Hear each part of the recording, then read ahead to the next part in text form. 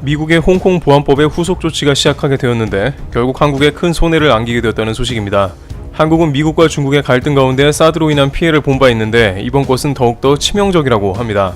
한편 독일 총리의 행동이 미국의 트럼프 대통령을 격노하게 했다는 소식이 전해지고 있습니다. 독일 메르켈 총리와 트럼프 대통령은 다양한 이슈에서 의견차를 보여오면서 갈등하는 국면을 연출했는데요. 각종 매체들은 트럼프 대통령과 메르켈 총리의 정반대되는 면이 크게 충돌한 상황이라고 설명합니다. 또한 일본과 중국의 긴장감이 더해가고 있습니다. 중국의 홍콩 보안법에 대한 우려를 표한 일본은 이제는 아베 내각의 중심인 자민당에서 홍콩 보안법 반대 결의를 하고 있는데 아베 총리는 오히려 이러한 흐름에 다소 당황할 수도 있다는 의견도 나옵니다. 일본에 대한 대표적인 비관론을 펼치는 짐 로저스는 최근엔 반대로 일본 주식을 사들이기 시작했는데 그 이유와 코로나 미중 싸움의 미래도 예측했습니다. 첫 번째, 한국, 미중 갈등 본격화하자 엄청난 손해. 도널드 트럼프 미국 대통령이 29일 홍콩에 부여한 특별 지위를 철폐하는 절차를 시작한다고 밝힘에 따라 국내 산업계가 바짝 긴장하고 있습니다. 왜냐하면 홍콩은 한국의 중국향 수출품이 들어가는 주요 루트로서 사실상 한국 수출에서 가장 많은 흑자를 얻기 때문입니다. 따라서 홍콩을 무역 관문으로 삼아온 한국 수출 기업은 수출에 차질을 빚을까 촉각을 곤두세우는 분위기입니다. 트럼프 대통령은 이날 백악관 기자회견에서 중국이 홍콩에 고도의 자치권을 보장하겠다는 약속을 어겼다 하면서 홍콩에 대한 특별 지위를 박탈하는 절차를 시작하도록 행정부에 지시했다고 밝혔습니다. 중국의 홍콩 보안법 처리 강행에 대한 보복 조치임을 밝힌 것입니다. 한편 무역협회는 최근 보고서를 통해 홍콩이 특별 지위를 잃게 되면 미국으로 수출할 때 중국 본토와 마찬가지로 미국이 부과하는 최대 25% 추가 관세를 부담해야 한다며 금융허브의 역할 상실로 외국계 자본의 대거 이탈이 예상된다고 분석했습니다. 국내 수출 기업들은 그동안 홍콩을 무역 중간 거점으로 활용해왔는데 한국은 홍콩을 경유해 중국으로 재수출하는 비중이 98.1%로 대만 다음으로 높은 수준입니다. 따라서 홍콩이 이런 역할을 하지 못하게 되면 중소, 중견 수출 기업들은 물류 비용이 증가하고 단기적으로 수출 차질을 빚을 수 있습니다. 한국, 홍콩, 중국 라인 수출 전략을 전면 바꿔야 할 수 있어 많은 기업들은 우려하고 있습니다. 팬데믹 상황까지 겹쳐 트럼프 대통령이 선거 시기인 11월까지 강공을 퍼부을 것이고 이 가운데 미중 관계가 돌이킬 수 없을 정도로 상황이 악화된다면 그 가운데 한국의 기업들은 막대한 손해를 짊어져야 합니다. 무역협회 관계자는 이 가운데 현재 미국의 대중 제재가 시스템 반도체에 국한되어 있지만 최악의 경우 우리의 주력 상품인 메모리 반도체로 확대될 가능성도 있다고 분석했습니다. 이는 한국의 최악의 위기가 될 것입니다. 중국의 사드 보복의 위력보다 미국의 주요 물품 수출 제재가 한국에 있어 가장 큰 위협이 될 수 있는 것입니다. 그러나 일각에서는 트럼프 대통령이 아직 구체적인 조치를 꺼내놓지 않았는데 이는 미국도 막대한 손해를 감수해야 하기 때문이라고 전합니다. 국제금융센터는 미국도 팬데믹으로 경제 손해가 큰데 홍콩 라인을 끊어버리면 더욱더 경기 침체가 가속화되므로 극단으로 치닫을 가능성은 낮다고 전망했습니다. 살얼음판 같은 미중 관계에서 한국은 어떤 길로 접어들게 될지 업계는 촉각을 곤두세우는 상황입니다. 두 번째, 트럼프, 메르켈 총리의 폭발해버림. 오랜 앙숙이던 트럼프 대통령과 메르켈 총리가 다시 한번 충돌하는 국면인데 이번에는 G7 회의 참석권 때문입니다. 미 정치 매체 폴리티코는 메르켈 총리가 트럼프 대통령의 오프라인 G7 회의를 거절했다고 보도했습니다.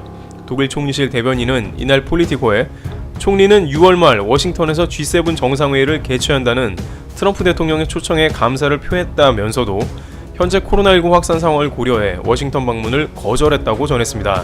트럼프 대통령은 이와 같은 소식을 듣자 격노했다고 폴리티코가 복수의 관계자를 인용해 전했습니다.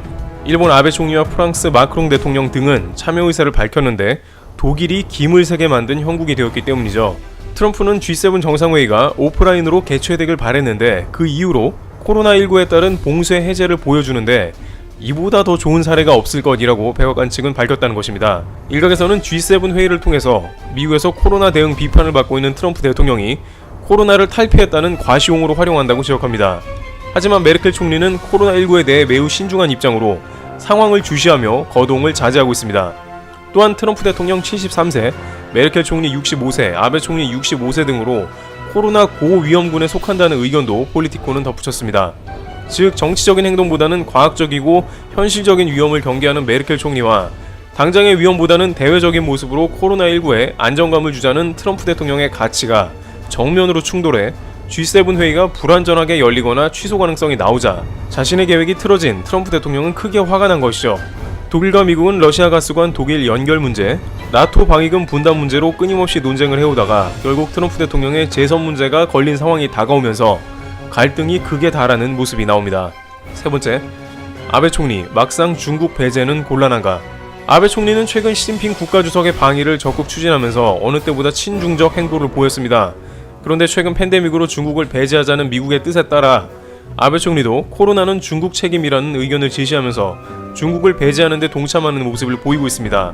그런데 이러한 움직임은 아베 내각보다 자민당에서 더욱 거세게 일어나며 반중 정서가 강화되는 모습이 포착되고 있습니다. 그런데 이 과정에서 아베 총리가 다소 당황할 정도로 자민당은 강력한 결의를 보이고 있다는 것입니다.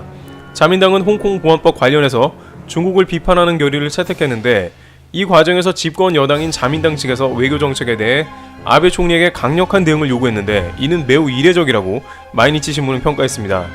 또한 자민당의 외교부회, 외교조사회 합동회의에선 시진핑 국가주석의 국빈 방일에 반대하는 의견도 잇따랐습니다.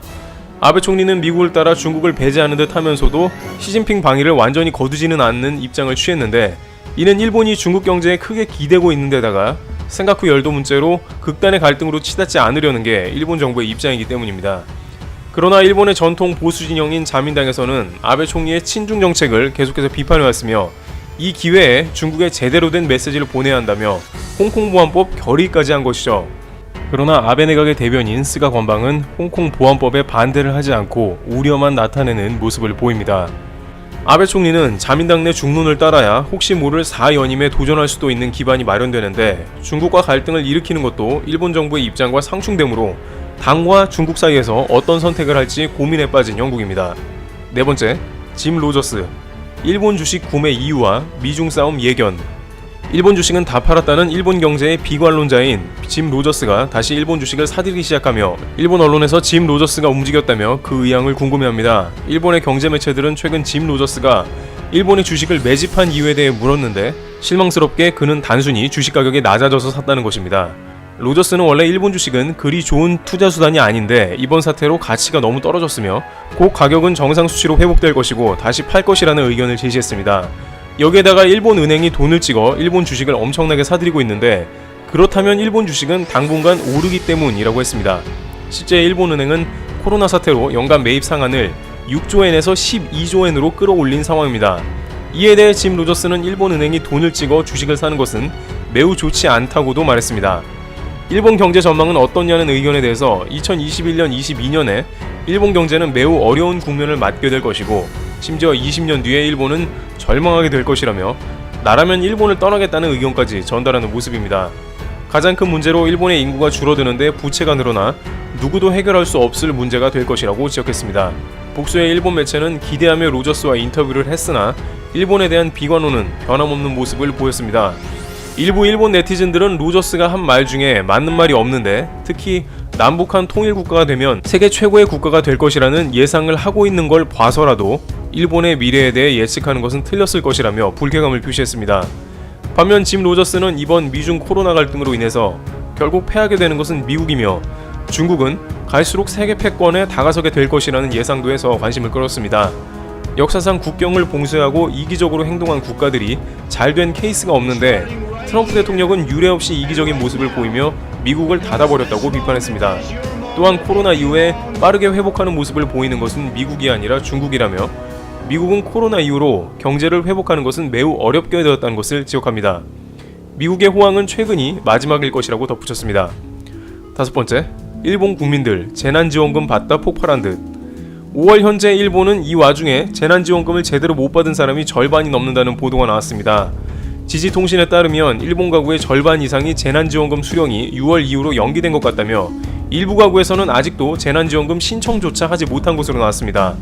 마이넘버 카드가 있는 사람은 온라인으로 신청하도록 되어 있으나 신청한 사람 대부분이 진척이 없어서 결국 우편으로 재신청을 하는 사례도 많이 나오고 있습니다.